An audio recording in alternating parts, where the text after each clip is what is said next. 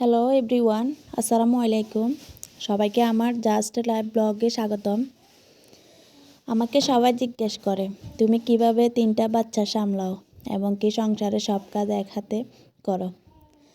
তো আমি তখন বলি যে যেহেতু আমি একজন মা, তাই মা হিসেবে তো আমার দায়িত্ব আমার সন্তানদের, আমার সংসারটাকে সামলানো, সব কাজ করা।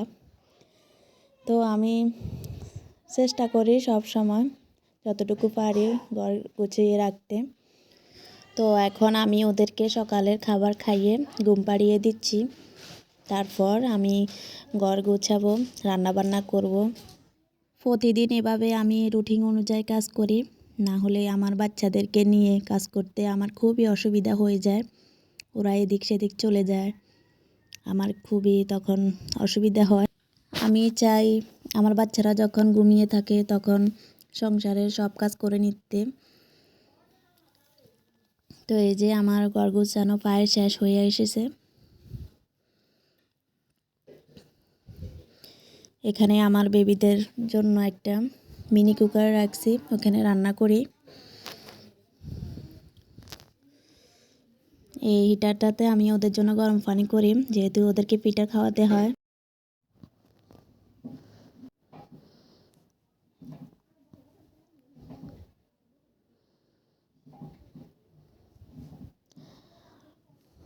তো এই যে আমার ঘর গোছানো প্রায় শেষ। এখন আমি চলে যাব রান্না করতে। বারান্দাটাও একটু পরিষ্কার করে নিয়েছিলাম। আজকে কিন্তু আমাদের এখানে রোদ ওঠে নাই, চারিদিকে কুয়াশা, এখনো কিছুই দেখা যাচ্ছে না। তো আমি এখন ফ্রিজ থেকে আজকে শিং মাছ বের করব, শিং মাছ দিয়ে নতুন আলু রান্না করব।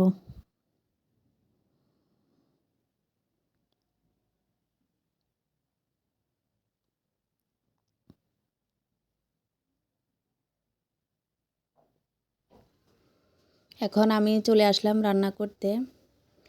পাতিলে তেল দিয়ে দিলাম, তেল গরম হয়ে আসলে পেঁয়াজ কুচি দিয়ে দিব।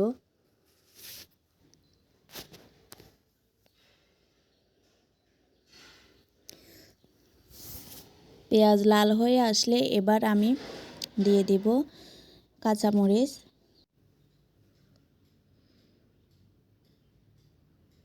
কিছুক্ষণ নেড়ে চেড়ে এবার আমি দিয়ে দিব লবণ।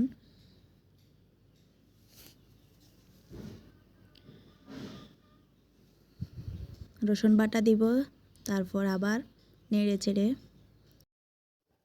পানি দিয়ে দিব একটু।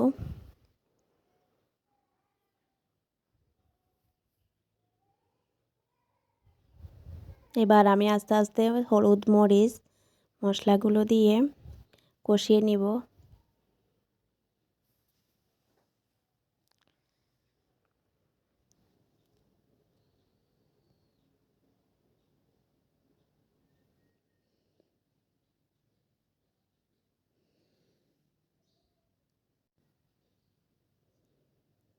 মশলাগুলো কষানো হয়ে গেছে প্রায়। এবার আমি মাছগুলো এখানে ধুয়ে কেটে রেখেছিলাম, এগুলো এখন দিয়ে দিব।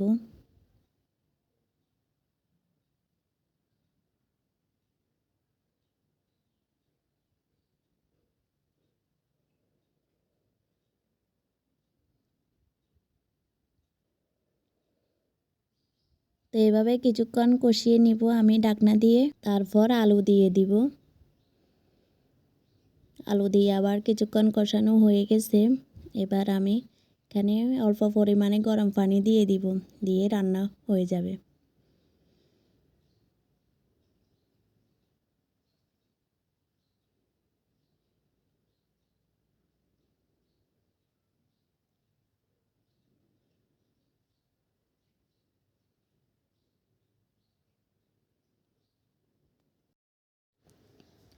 তো রান্না প্রায় শেষ হয়ে এসেছে।